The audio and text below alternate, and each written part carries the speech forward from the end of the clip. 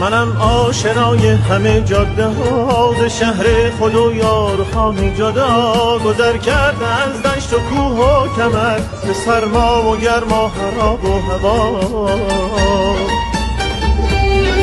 چه بس سالیانی که من شهر به شهر، از هر تلخ و شیرین نمودم گذر. شدم پیر این راه پر پیچ و خم، پر از خاطراتی که مان در نظر. به یاد تمام عزیزانم در این جاده هایی که میرانم، از عشق و از امید و دلتنگی برای دل خسته میخوانم.